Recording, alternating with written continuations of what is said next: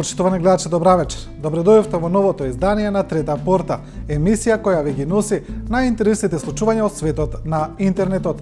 Во ова издание подготвивме неколку теми. Како една од клучните се разбира апсењето на поранешниот директор на Управата за безбедност и контраразузнавање Зоран Верушевски. Исто така во оваа емисија ќе зборуваме и за победата на Сириза во соседна Грција, победа која предизвика големо интересирање во Македонија, но и ја потресе Европа. Исто така ќе имаме и реакции за информациите околу патните трошоци на пратениците, а исто така и неизбежната така наречена бомба на лидерот на опозицијата Зоран Заев, околу која има некои нови моменти. Ние ќе ги видиме реакциите, а дали се вистините, дали не се, тоа пресудете сами. Почнуваме со веста за апсењето на Зоран Верушевски, значи првичната една од информациите кои се објавени. Еве, на пример, порталот Курир го цитира порталот Прес24 и вели дека кај Верушевски има ново видео со малолетничка порнографија и дека е утврден идентитетот на девојчињата. Значи, порталот Прес24 се повикува на извори во истрагата.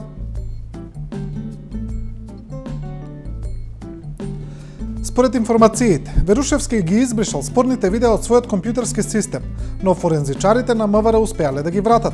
Според првичните информации се вештачат и порнографските фотографии од 10-годишни девојчиња. Првично, утврден е идентитетот на девојчињата и се знае дека не станува збор за малолетнички од Македонија, пошто полицијата ќе го извести Интерпол за понатамошна истрага. Се уште се утврдува како Верушевски доаѓал до материјалите со детска порнографија. За останатите дела се уште трае истрагата.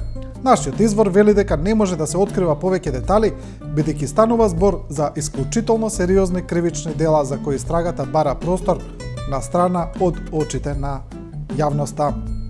Тоа го објавува Курир, цитирајќи го Прес24. А дел од медиумите објавија и доста информација околу овој случај и се задржаа на оние контрадикторности кои се објавени за време на целата постапка. Како што е познато на јавноста, според првичните информации, МВР се огласи и кажа дека кај Верушевски е осомничен за поседување за оружје без дозвола, за нелегално оружје, и исто така за покажување на порнографија на малолетнички. Сега Фокус го пишува ова.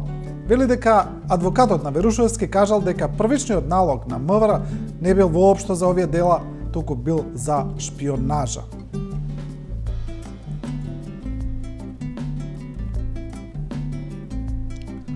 Со оглед дека првичните проверки не откриле ништо сомнително. Пред се не е пронајдена никаква документација која би потврдила дека Верушевски шпионирал, односно поседувал државни или строго доверливи тајни кои ги дистрибуирал некаде, полицијата се фокусираше на пиштолите, кои ги поседувал како службени, за да најде начин како да му се одреди притвор. Односно, едниот му бил од 80-тите години кога се вработил во службата, а другиот за успешна акција му ја подарил министерот Слободан Чокревски во 97-та година. Тука е нејасно како му е одреден притворот, односно како може да го повтори делото ако му се одземени службените пиштоли, а повеќе не работи во полицијата, и дали можноста за бегство не можела да се спречи со одземање на патната исправа и со одредување домашен притвор. На крајот, со оглед дека пропаднал обидот да се откријат докази за шпионажа, полицијата објави дека се пронајдени материјали со детска порнографија. Првично ги прикажувал на дете, но откако стана јасно дека не постои жртва, односно дека нема пријавувач, а дополнително децата од снимките не биле од Македонија, ќе се направи обид да се преквалификува делото, најверојатно во поседување детска порнографија. Тоа го пишува Фокус, кај што се вели дека првично налозите на полицијата биле за шпионажа, така барем тврди адвокатот на Зоран Верушевски. А дел од оние кои ги следат овие настани, познавачите на состојбите, вела дека првичната информација е сосема контрадикторна кога се зборувало и за делото порнографија. Бидејќи според првичната информација МВР изјави дека Верушевски се товари за прикажување на детска порнографија на деца, за потоа да каже дека се товари за поседување и дистрибуција на детска порнографија, а тоа се две сосема различни кривични дела. За ова пишува Жарко Трајановски, граѓански активист и активист во невладиниот сектор. Трајновски ова го пишува на својот Facebook профил и вели дека пред 2 дена МВР во писмено соопштение објави дека при првичните дигитално форензички испитувања утврдени се обележја за сторено кривично дело прикажување на порнографски материјал на дете, зашто веднаш писмено известен е надлежниот јавен обвинител. Денес за истиот случај, читам дека портпаролот на МВР изјавил за да нема забуна, станува збор за кривично дело прикажување порнографски материјал на дете според член 193 од Кривичниот законник, но конкретно за производство и дистрибуција на детска порнографија според член 193а. Тоа значи дека осомничениот поседувал таков материјал, а не дека е пријавен затоа што прикажувал вакви материјали на деца, како што прашуваат одредени медиуми. И како може да нема забуна? Прикажување на порнографски материјал на малолетник е различно кривично дело, со различен наслов од производство и дистрибуција на детска порнографија. Токму МВР првично писмено извести дека уапсениот го сторил кривичното дело првото. Гутна и насловот на членот, а не кривичното дело, производство на детска порнографија, член 193а. И после се чудат зошто одредени медиуми ги прашуваат и зошто граѓаните не им веруваат. Тоа го пишува Жарко Трајановски.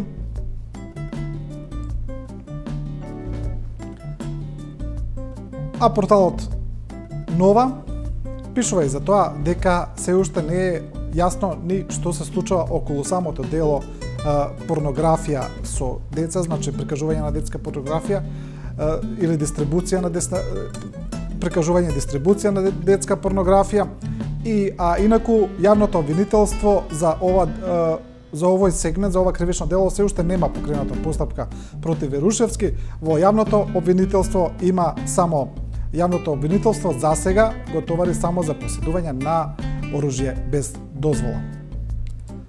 Порталот Нова вели: се уште е нејасно порнографското дело на Верушевски.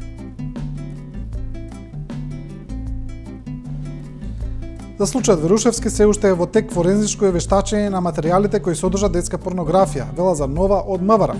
Штом ќе заврши целокупно вештачење во координација со надлежниот јавен обвинител, ќе биде дадена финална квалификација на делото и во соодветна постапка ќе биде информиран Интерпол заради понатамошна идентификација на жртвите.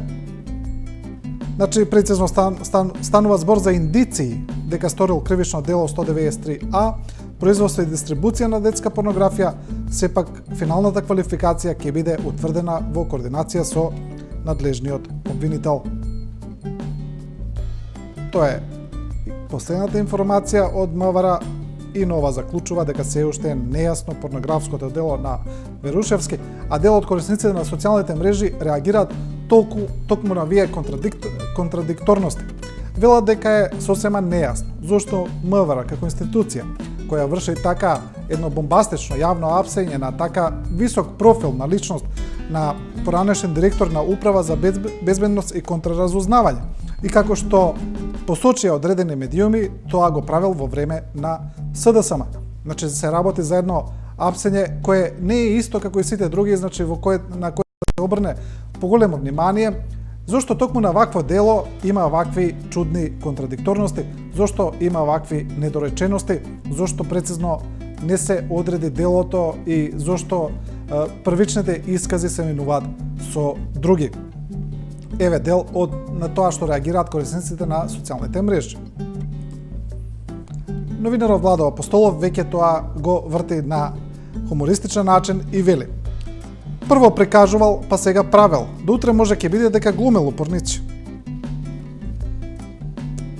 Тоа е оној хумористичен пристап на Facebook, а новинарот Боријан Јовановски го пишува следното: кај Верушевски сакале да деактивираат бомба. Што нашле, ќе видиме.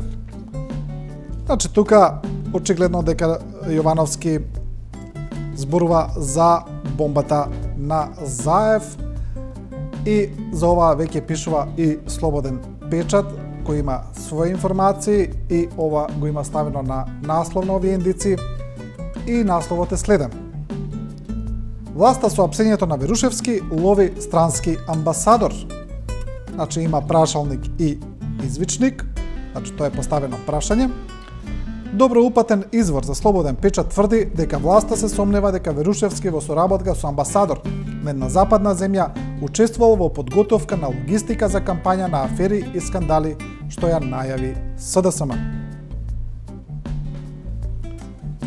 Тоа е информацијата на Слободен печат. За бомбата на Заев на опозицијата која најавивме на почетокот ќе продолжиме понатаму. Сега одиме со патните трошоци на пратениците. Имено медиумите објавија дека тие земале, дека дел од пратениците земале енормни патни трошоци, пари на име на енормни патни трошоци и дека пријавиле дека патувале во градовите од натрешноста на Македонија секојдневно, но има и доста коментари на луѓе кои велат дека тоа не е точно. Ќе видиме дел од нив, ќе видиме прво веста за што се работи. Значи, дел од медиумите тоа го пренесува како мега скандал, напишаа дека Силвана Бонева земала и по 5000 евра месечно на име патни трошоци. Антонио земал исто дебели пари, вкупно 1.000.000 евра исцицале патриотите за патни трошоци поевтино до Дубај, отколку од Охрид до Скопје. Значи, тоа е веста напишана нормално бомбастично, новинарски, а фактите се следни. Рекордер во наплатата на патните трошоци е пратеникот од Гевгелија, Драги Цуклев, во 2014 наплатил 1,5 милион денари, околу 25.000 евра. Исто толку пари како на Охридско-Струшките им следуваат на битолските пратеници Зорана Илиовски и Лилјана Кузмановска. Силвана Бонева има и по 5.000 евра на месец за патни трошоци, за дел од 2013-2014 има земено речи се 23.000 евра. Роза Топузова Каревска за јуни, јули, август и септември земала 4.465 евра за патни трошоци. Пратеникот Антонио Милошовски од Кичево до Скопје наплаќа толку пари колку да патува за Белград. Нему му следуваат по 4.000 денари за одење и враќање од далечното Кичево. Сепак пратеникот Милошовски појасни дека тој не ги зема овие пари, бидејќи нему како подпредседател му следува возач по службена должност. Но изјавата на Милошовски не се поклопува со фактичката состојба во собраниската благајна. Оттаму велат во првите 11 месеци за 2014 на име патни трошоци му се исплатени 6.500 евра. Тоа е веста за патните трошоци на патениците. Секако едни од пратениците кои најмногу се спомнуваат се Силвана Бонева и Антонио Милошовски. Дел од корисниците на Facebook, секако за ова има една лавина од реакции, голем дел од нив се хумористични, значи се работи за таков начин на пишување како што се прави на социјалните мрежи. Еве, почнуваме со еден од најславните корисници, тоа е Владко Васил на Facebook и на Twitter во Македонија. Владко Васил вели: со трошок од 23.000 евра за пат, можеме да имаме и еден представник од хунзите во парламентот, а со пратеничката плата да се купи не еден, не два, туку 3 стана во Скопје. Тоа го пишува Владко Васил. Еве ќе видиме некои од коментарите под неговиот профил. Значи, тука веднаш се ставаат карикатури, се ставаат хумористични забелешки. А замислите тек пратениците од диаспората да доаѓаат на секоја седница, прашува еден. Еве, уште еден коментар. Она со Цуклев и Милошовски. За ова цело владење можеле со тие пари Лирџет да купат авион. Вчера баш гледав, имаше еден за 650.000 долари. Тоа се коментарите под коментарот на Владко Васил, а има и реакции од поранешниот пратеник на СДСМ Јани Макрадули, кој исто така беше долги години, децении во собранието, точно добро ги знае случувањата, добро ги знае процедурите за земање на патни трошоци, па сега Јани Макрадули пишува: ве молам да не ги измешаме дрвото и шумата. Цуклев живее во Гевгелија, Илиовски во Битола, Лашковска во Прилеп. Криминал е високо моралниот Милошовски, што се пријавил дека е пратеник од Кичево, а живее во Скопје. Неговата сопруга работи во Скопје.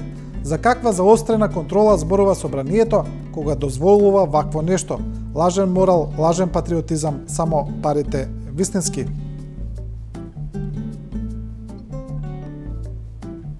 Кристина Костова, која беше прилично активна во студентскиот пленум за време на тие протести, сега пишува: Ма дури и Миладинов да можеше орелски крилја да се метне и в наши страни да се прелетне, поевтино ќе го чинеше отколку патните трошоци за пратениците од негова струга.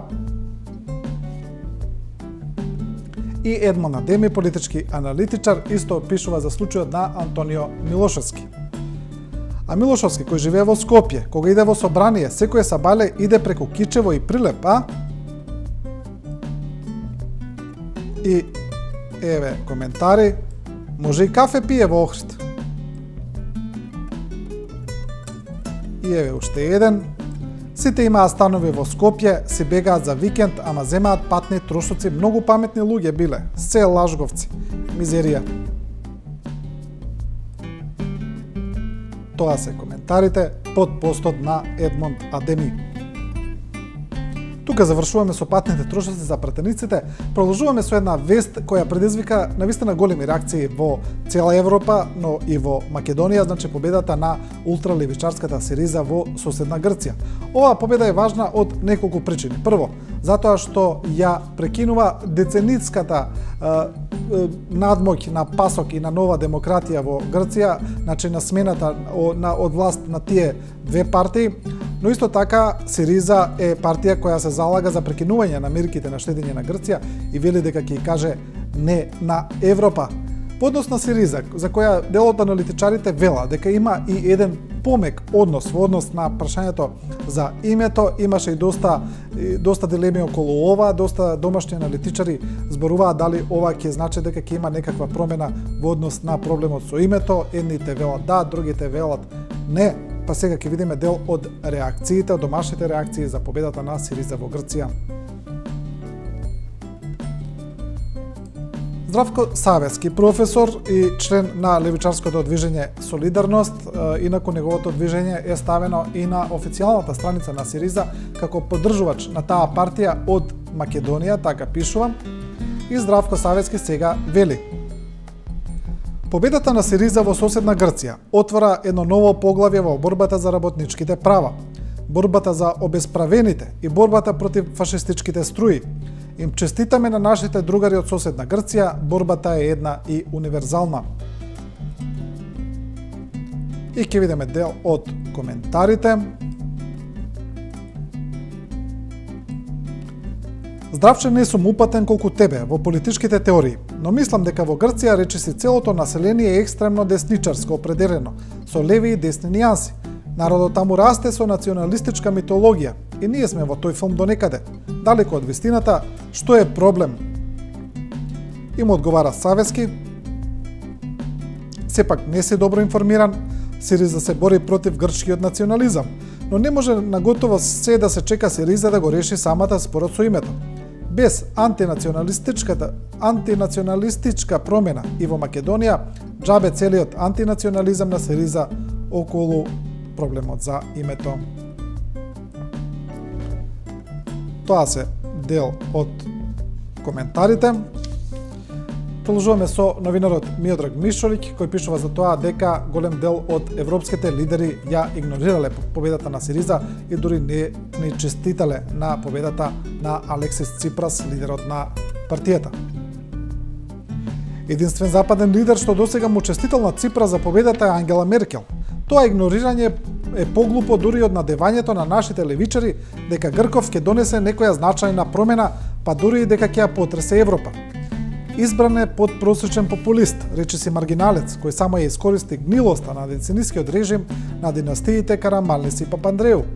Единствен адот му е тоа што Европската унија никогаш нема да дозволи Грција да пропадне целосно, без оглед кој ја води. Затоа е толку глупаво ова и на етење со честитањето. Човекот победил, ако не од друго се честита од пристојност. Особено што за некоја недела ќе мора да соработуваат со него. Како што ќе мора и тој да соработува со нив, кога ќе се легне на брашното и ќе стане следен Папандреу Јуниор и Самарас.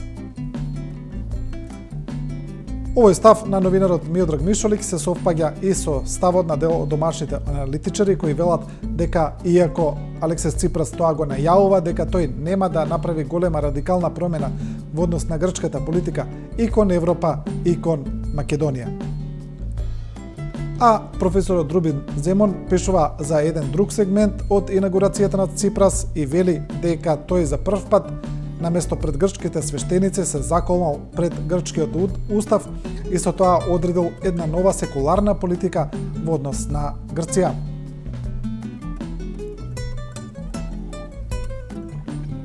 Добро е, тркалото почна да се врти. На грците им требаше 100 години, откако Кемал Ататурк за прв пат воведе секуларност на Балканот.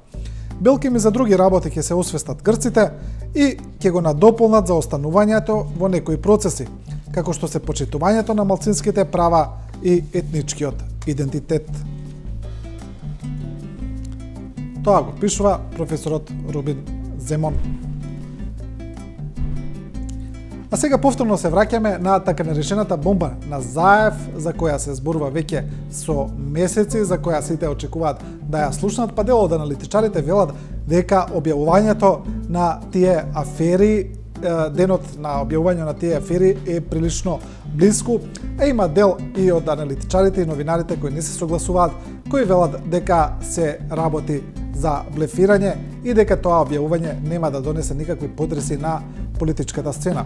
Почнуваме со поранешниот вице-премиер и аналитичар Ивица Боцевски. Боцевски со својот пост на Facebook направи една, може да се каже, создаде нова вест од самиот пост, значи тој го напиша своето мислење, а дел од медиумите го пренесоа и од тоа направија сензација. Боцевски сега пишува: пред неколку денови слушнав една интересна приказна, оди некако вака. Веќе се било договорено, некаде во длабока позадина, со посредство на странците, Никола Груевски дефинитивно се повлекува од премиерската и од лидерската функција во ВМРО ДПМН. Нов премиер на техничката влада ќе бир Владимир Пешевски, а нов привремен лидер на ВМРО ДПМН Никола Тодоров.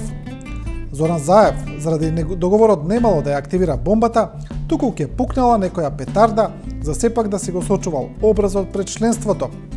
Оваа вест слушам веќе си го нашла патот и до некои медиуми. Сега, кој е проблемот со оваа вест? Прво, не знам зошто го деградираат Владимир Пешевски, тој може да биде премиер на инженерска, а не на техничка влада или во најмала рака на електротехничка влада. Потоа Боцевски продолжува дека веста доаѓа од истите според него којни кои леферуваат слични сензационалистички квази вести и дека според него не се работи за вистина, дека се работи само за уште една она што се нарекува во слободен говор новинарска патка која излегува во јавноста и дека нема никакви допирни точки со вистината. А порталот Плюс Инфо сега самата објава на Боцевски ја претвора во вест и вели: го местили Ивица Боцевски вице-премиерот Владимир Пешевски.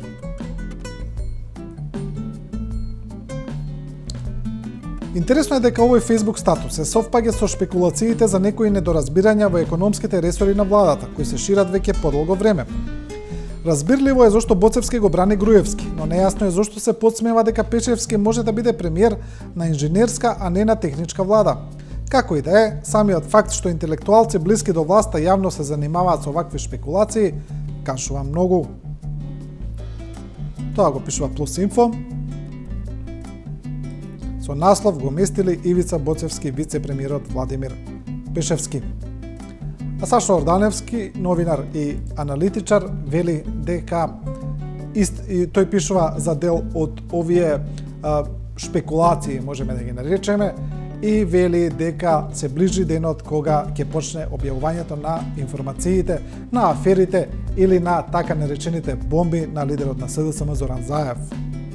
Насловот на Ордановски е "Смрди на пролет".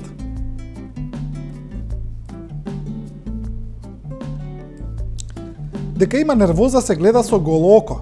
Прво, додека баш се не се знаело, имало подбив и меѓусебно храбрење од страна на власта. Ајде бе зајко, објави што имаш, да ти го видиме суратот. Па и што ако имаш нешто да не мислиш дека народот ќе ти верува, ќе те затрупаме со контрафери, ќе те премолчиме во нашите медиуми, ќе те тужиме за клевети и навреди и толку од твоите документи и скандали. Потоа, кога се дознало повеќе детали од материјалите, работата станала понелагодна, па почнале превентивни закани, непријатни, некои семејно насочени. Кога материјалите во комплет размениле раце меѓу едната и другата страна, настанала комплетна штама. Сте чуле некој од власта последниве недели да го провоцира Заев да излезе со бомбата? Шилегов се вежба со прочуената јавна куќа за издавање под Киријаде на Јанакиевски во Прилеп, а за последните пресконференции на опозицијата се зборува дека не се ни загревање за она што би требало да следува.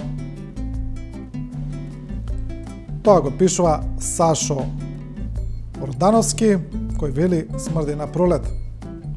А новинарот Драган Павловиќ Латас пак вели во неговата понеделничка колумна дека овие афери се само уште едни во низата на долго најавувани објави и дека ова е еден шаблон кој се случува со години од страна на опозицијата и дека ништо не се менува. Својата колумна Драган Павловиќ овој пат ја насловува едноставно со афери и пишува: После, како секој дилетант за промоција и односи со јавност, пред и да легнат ефектите од претходните афери, СДСМ објави дека Груевски паѓа. Се повлекува сам, ќе се формира техничка влада која ќе ја предводи вице-премиерот Пешевски. Кој го смислил ова, мора да е дел од заморчињата кои ги користела лабораторијата што заклучила и препорачала дека е најдобро афери да се вадат и објавуваат одма после мирните новогодишни и божикни денови. Секоја добра афера мора да имаш барем 3/4 вистина во себе. Мајсторијата на интригата е да ја создадеш и да ја накалемиш последната четвртина, што природно ќе се зафати со претходниот материјал и во јавноста ќе личи како да е една целина која е неделива, како нова вистина согласно потребите на проектантот на аферата. Во овој случај нема ни калем, ни подлога. Тоа го пишува Драган Павловиќ, кој меѓу другото и објаснува како се прави афера и како може таа да биде само 3/4 вистина, а 1/4 да се додаде. Продолжуваме со штрајкот на СОНГ, значи во посета на домашниот синдикат СОНГ беше првиот европски синдикалец Ромер и тој кажа дека бил зачуден и фрапиран од тоа како властите се однесуваат кон штрајкот на СОНГ во Македонија. Ромер вели: Македонија е единствена земја во Европа каде се носат штрајк брейкери и се казнуваат наставници. Никаде во Европа не се носат штрајк брейкери во училиште и не се казнуваат наставници на начин како што тоа се прави во Македонија. Ако штрајкувате, штрајкувате и владата мора да го почитува тоа. Ромер бил претходно на средба и со Абдулаки Емадеми и со министер за труд и социјала Диме Спасов. На средбата им кажав дека Македонија изготви уникатен модел за казнување. Мене ме радуваат иновациите, но ова е несреќен нов изум. Ако си наставник во Македонија, од старт можеш да очекуваш дека ќе си казнет или дека ќе ти биде запрен дел од платата. Тоа е значи изјавата на Ромер. А емисијата ќе ја завршиме со уште неколку различни теми. Значи, еве, одиме со Facebook корисник кој пишува за последната посета на министерот Тодоров на Кумановската болница, но и со претходно објавената афера за хирург кој бил еден од лекарите кои се донесени од странство да ги едуцираат македонските лекари, направил тотално погрешна операција на македонска пациентка уште пред година дена и за тоа се молчело до сега. Па сега, еве, Горан Ман пишува: Полесно е да казнеш доктор што спиел и сестра што пушела во Куманово, отколку доктор што сошил вагина со анус во Скопје. Тодоровско правило. Друг фейсбук корисник пишува за казната на Обединетите нации кон Македонија за тоа што Македонија не може да гласа поради долг од 25.000 евра. Па Миле Ситниковски, веќе познат Facebook активист, пишува: а прозборивме ли таму? На Македонија е одземено правото на глас во Генералното собрание на Обединетите нации поради долг кој изнесува 24.606.000 евра. Долари, се извинувам.